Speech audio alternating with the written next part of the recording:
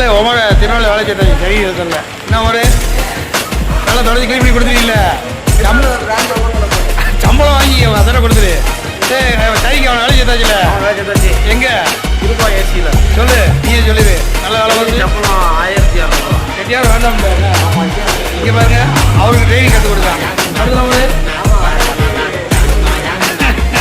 உமரு நல்லா தொடச்சிடு சொல்லிக் கொடுக்க அப்படியே அரங்கம் அதிரட்டுமே விசில் பறக்கட்டுமே கரங்கள் ஒசரட்டுமே